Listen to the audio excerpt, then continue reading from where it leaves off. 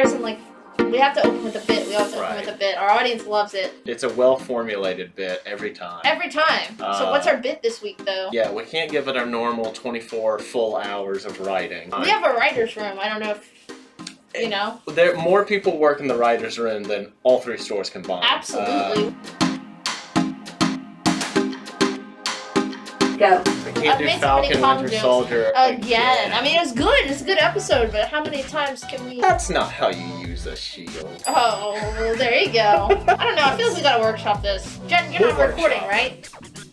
You gave us the thumbs up. Oh, yeah. Brock, we're gonna fix this in post. Brock, make us funny. Yeah, if you can add some, like, little joke noises, you know, like boings. Lots of boing. Lots of, like, maybe a fart. I don't know. After everything I say, just add a boing and a fart at the same time.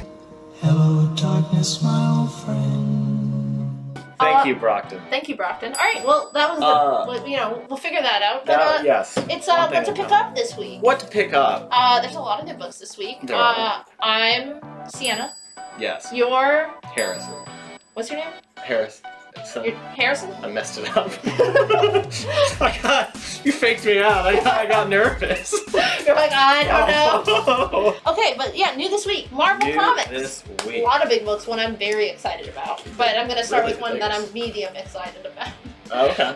Dark Hawk, Heart of Heart, #1. We're celebrating Excited about that. 30 years of Dark Hawk. 30 years. And man, that book, Dark Hawk #1, in the dollar books, 4 years. All it's a $50 book now. Is it really? Yeah. I know that the final issue is going for a fair amount. Yeah, because it's got that little print one. But #1, it's a $50 book now because people, I think Key Collector found that Marvel put like, I don't know if it was like a domain thing, but they like saw that they did something with the name Dark Hawk, so everyone's like, Dark Hawk is coming! Ooh, love that Key Collect. Yeah. Thanks, guys. Yeah, so you gotta get those Dark Hawk #1s. But, you know, if you can't shell out the $50 now, you can pick this one up. We're celebrating 30 years. 30 whole years. We've got a ton of stories in there from great creators. Dan Abnett, my favorite cosmic Marvel writer. Like, you know I love his run on Guardians. Very good. Very good. So he's doing Dark Hawk. So he's got a story in there, ton of different stories. You got the A cover by In-hyuk Lee. And it is gorgeous. It is gorgeous. And you got some other good ones. Russell Dodderman does it cover, Logan Libera. Love that guy. So, I mean, so check it out. If you're not familiar with the character, you know, Key Collector's letting us know he's going to show up one of these days. So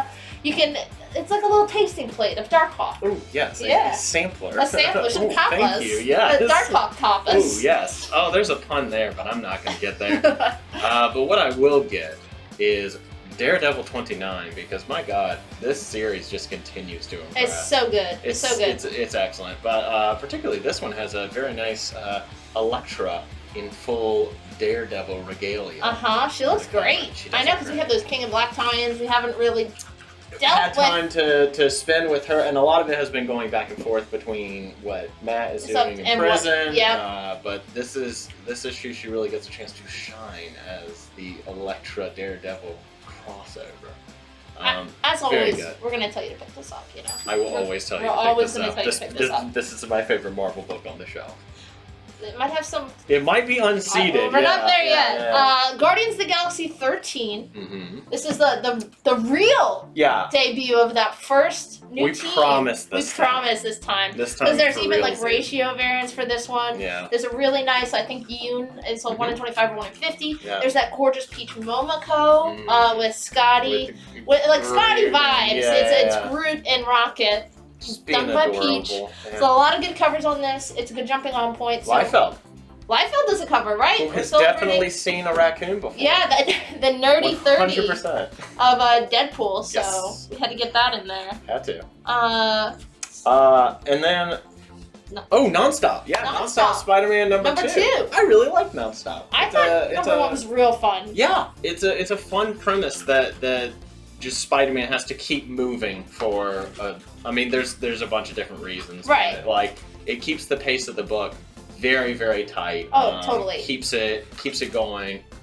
I mean, it's nonstop. Like, yeah. It's really good. No false advertising. Honestly, I think it'd be cool to do a line of these. I read a non-stop X-Men book. Ooh. I'd read like a non-stop Captain America, like a political non-stop, thriller. Ooh. Yeah. All right, hit us up, Marvel. Hit us up. Yeah. Right. Hey, we're ready. I'm available. We're willing. We're pitching here. Right here. Yeah. I think Spider-Man's the right choice to start it off. Absolutely. Yeah. You know? I mean, just like the speed. And then if you've been enjoying Zemo from Falcon Winter Soldier, he's the backup story. Oh. It has to do with Zemo is consolidating power within the remnants of Hydra. So it's a little twofer. Yes. Okay, all right. Indeed. Okay, this is the story that I was like, I'm talking about this one. Yeah. It is Spider-Man's Spider Shadow, #1, written by one of my favorite writers, one of your favorite writers, Absolutely. Chip Zdarsky. And I think the writer is the artist. I'm sorry, is Pasquale Ferry. He actually does one of the covers as well. But yeah, it's basically like a what if premise. Yeah. What if Pete? What if Spider-Man had the Venom symbiote and it stuck with him? What if Spidey became Venom? It's brilliant. It's brilliant. It's so smart. And also, it's the beginning. They are trying to like do what if as miniseries now, which I think is love, so smart. Because that's basically, if you haven't checked it out, Spider-Man's life story is basically like a what if. If like you changed Peter's story a little bit, how would his life have gone? Yeah. And I thought it was phenomenal. It was one of my favorite books that came out that year. It was totally slept on. Yeah. And it was such a success that they're like, we want to give you this Chip, you're going to do it again with Spider-Man. Yeah. And we're going to obviously bring the symbiote in because, you know, why not? It's going to be fun to watch Peter's fall from grace. I mean, this is like one of the most morally sound characters in the entire Marvel universe. And how do we break him? How do we corrupt that? How do we corrupt him? How do we twist it? And if you're going to have any writer on this book, it's got to be Zdarsky. It's got to be Zdarsky. You know, he does a great Spider-Man. We saw that when he was doing Peter Parker's Spectacular Spider-Man for a little while. And especially with Life Story. Yeah. So this is the book I have been excited about. I was pushing it in our weekly email when it was on FSC. I was like, put it on FMC. You got to get this one. And Chip Zdarsky himself does that sweet 1 in 25 variant. So, you know, he started out in comics really as an artist. I mean, so it's really cool to see him get to do the 1 in 25 on his own book. Talent. I know. It's like, come on, guys. Fair. Leave some for the rest of us. But you get Phil Noto doing that gorgeous A cover, Pasquale Ferry doing one of the covers, Ron Lim doing one of the covers, and of course Chip Zdarsky doing that 1 in 25. So do not sleep on this book. This is I'm sure it's going to be hot, because, especially that 1 in 25. It's already going to a second printing. Yeah. and two, it's really good Spider-Man stuff. So if you haven't been keeping up with the current Amazing Run, maybe you felt like it's too late for you to jump in. This is a really great standalone. Yeah. That you can just, if you haven't been reading Spider-Man, this is a great. Same with Life Story. Like, it's just, this is going to be the book that I'm going to want to put in people's hands for. Yeah, this is the one we're going to order 50 trades of when that comes out. So. Exactly. So do not miss it. All right, let's go to IDW. Big book. It is Kanto in the City of Giants. It is crazy. See what I did there? Huge. All right, well, listen. This is You could mute me. Mute this. This is the bridge between the Kanto 2 and Kanto 3, the sequel series to the original Kanto series. And man, I actually had someone come in the store and they saw we had a Kanto 1 first print in the case, and they were like, it's worth how much? Because I have that. Yeah. It's crazy that first series, they're all so hard to find. And, I mean, we're getting like an animated movie out of it, probably. Yeah, it's so cute. And it's just really cute. It's like when I picked it up, I was so mad it got expensive because I was like, I can't get my copy because it's just really fun. It feels like a Disney Renaissance, or even a bit like a Studio Ghibli. I was about to say like a Studio Ghibli kind of movie. Just so much heart. Yeah. I mean, just something that is a very good antidote. Yeah. Like, I mean, if and I like dark comics, but. If you're just I throw it in there. Yeah. Something fun. Yeah. And fun little romp. And honestly, you don't see any. We don't really talk about comics that you can compare to a Studio Ghibli movie or a Disney animated movie a lot. They don't really make those. No, because I think the fear there is that it will be trite, but it's like, no, this is just fun. Something Harrison. I was so psyched to talk about my Spider-Man, of course. This is something Harrison was so stoked to talk about. It is, and that is Lock and Key Sandman Hell and Gone. #1 is finally here. We've been waiting for it so long. The crossover of the ages. And it's a smart crossover. Yeah. It's one that makes a lot of sense, you know, with doors being like a huge motif within Lock and Key. and having the actual key to hell be an important plot point in the Sandman series. It just makes sense. Let's make a baby. It makes perfect sense. Yeah, it takes place like in kind of the dead center of the Sandman story and after the events of the Lock and Key book. And you have the original creators are all on this, right? Joe Hill, Gaiman, yes, Gabriel Rodriguez all doing the came art. back to like do the story. So I mean, if you're a Sandman person or a Lock and Key person or both, this is a can't miss book. Yeah, can't wait. I was flipping through it this morning. It looks rad. And some of those, I mean, it's got a Kelly Jones cover. Mm-hmm. It's got a J.H. Williams cover. Yeah. Like killer incentives. Gabriel Rodriguez does the 1 in 10 black and white. J.H. Williams does the 1 in 25. It's that raw cover too. I love that they've been doing those. You get the pencils, you get the outline on the sides. It's awesome. Yeah. Really, really, really looking forward to that one. Our friends at Aftershock, we actually had the Aftershock wrap at Cary on Saturday when I was in there chatting us up. It's Phantom on the Scan #1 from Aftershock, like fan favorite creator there, Cullen Bunn. Yes. And that, he's usually kind of known for his horror. This is a little bit more sci-fi and horror. It's like a really cool mix. So like 20 years ago, this comet fell to Earth. And the main character, Matthew, has been haunted ever since by a spirit that gives him special abilities. Oh, yeah. Yeah, but at a price. Yeah. So I love that kind of, special abilities, but at what cost? I love it. It's That's like one at the of my heart favorite motifs. of so many superheroes. The symbiote is like that itself. Yeah. So it's interesting to see what Cullen Bunn, and especially he's a big Venom writer too. Yeah. So I wonder if that influences the story at all. Interesting. I didn't even think about that. You're exactly right. He's a really good pick for this. Yeah. So always excited about new Aftershock books. Check this one out. There's a really cool 1 in 15 variant that I'm sure is going to be hot. Yeah. Especially about all the speculation about the connected Aftershock universe that they've been teasing. Yes. And then we're going to go over to Image. This is a big new debut. This is Home #1. This is a 5-issue mini, so not a huge commitment there. But it's a really cool kind of way to talk about social issues, I think, through the comic book medium. It's basically following a migrant family at the border, crossing from Mexico into the United States, and especially this one young boy who gets special abilities as he crosses the border into the U.S. Ooh. So you're able to have some kind of like social commentary there. Yeah, kind of in the vein of like Black. Yes. Where it's like, let's talk about this, but within the context of some supernatural power type. Yeah, exactly. So I'm super intrigued. I haven't read this one yet, but I think it has like a really interesting premise. So excited to see how that turns out. Yeah. And big new. That's the big new #1 from Image. But there's a big new number 2. Number 2. Big out. number 2. Yeah. That's Carmen coming back. Gilliam March's Carmen. He is writing and drawing this one. It is everything. It is very, very serious, but also very lighthearted at the same time. It's not afraid to crack a few jokes, and it helps. It helps to talk about like serious topics, like the ones that are handled in Carmen. I'm definitely interested to see where it's going. Gorgeous art, interesting story.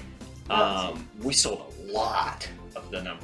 A lot. And speaking of gorgeous art, it has the black and white 1 in 25s and 1 in 50s on this book because #1 was so hot. They added those incentives. And the 1 in 50 is the nice, like, the line. Yeah. It looks real good. Yeah. So I'm really excited about that one. Kind of similar to Home. We're talking about like serious topics with comics, and that's always, I love when they do that, because you have some people coming to the stores still to this day who are like, comics are for kids, I don't want my kids reading comics. Right. And it's really cool to have stories that show serious topics being talked. It's just a different medium of storytelling. So yep. And it's a good way to use that medium as well. I'm really also excited about the next one. It is Jules Verne's Lighthouse. #1. Another #1. Sorry. A nice space odyssey type.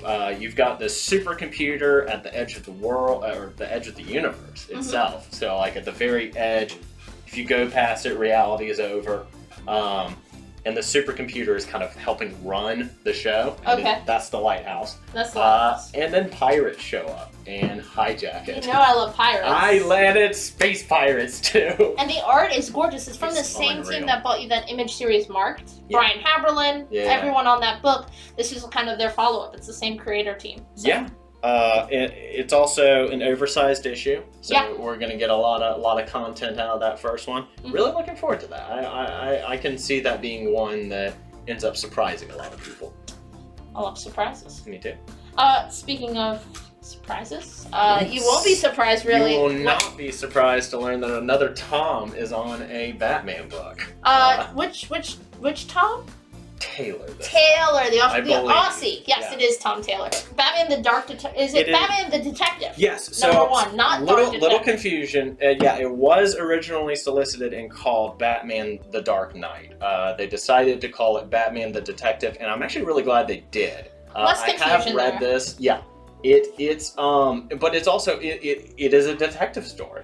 It is somebody has called out that Tom Taylor, Andy Kubert on art. Andy Kubert doing interior art. Come on. Like, you can't undersell that. That's awesome. It takes basically in Britain, a team of terrorists has taken down a plane and they have called Batman out for it.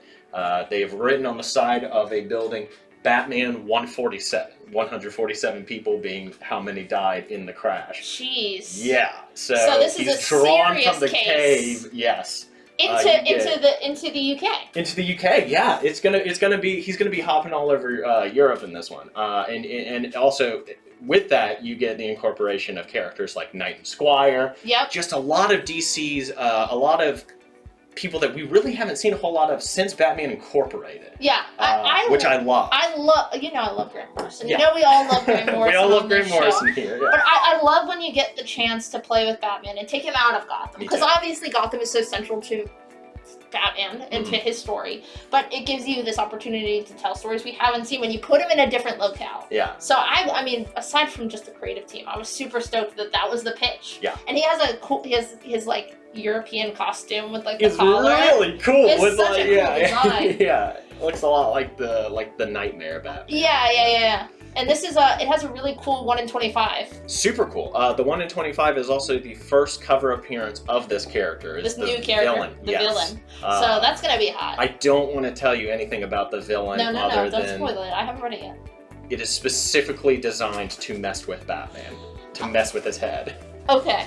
Well, I haven't read it yet, so I'm really gonna check this out. But obviously we have to talk about the even bigger Batman series out. The huge one. The one that we've really been waiting. Listen, Spec Boys, this is the one you guys want. This is Batman Scooby Doo Mysteries #1. Yes! Batman mashup with Scooby Doo. I've been missing the mashups. I loved Scooby Doo team up. I unironically bought every issue for myself. The Batmite issue. Yep. Oh my god, the Mr. Miracle issue. Oh, there's so many good. It was so fun, and I was so bummed when they ended it. Yeah. So basically, this is like their answer for an all-ages Batman book, and of course mashing it up with Scooby, the other favorite Warner Brothers property, and it's a really fun little mystery. They're actually trying to solve a mystery. Yeah. Batman is trying to teams up with the Scooby Gang to find the purple gloves that he wore in his original costume, which is like that is my favorite. A huge fan of the purple gloves. Yes. Yeah. And it is the MacGuffin of the entire story. I know. It's so fun. So it's it's going to hit a lot of those noir, like plot beats.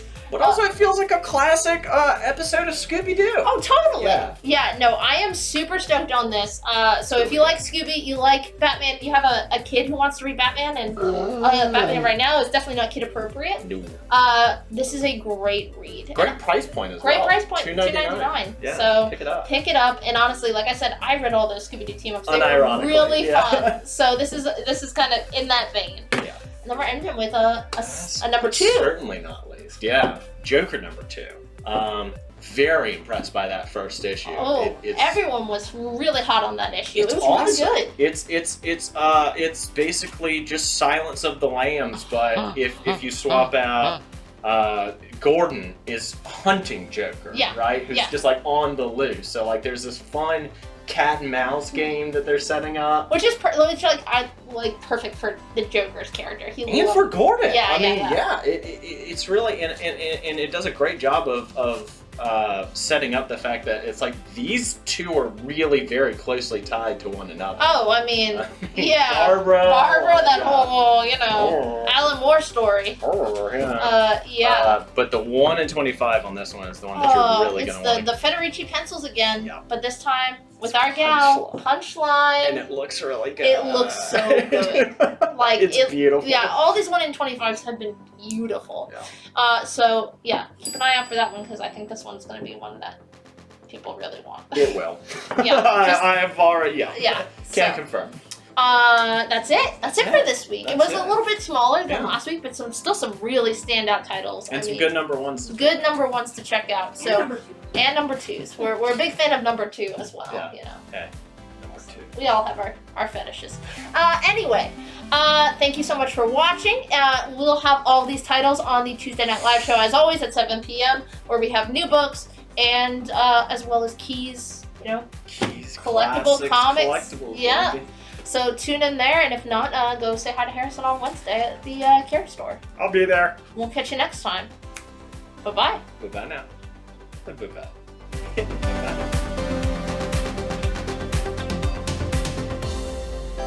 Okay, bye-bye.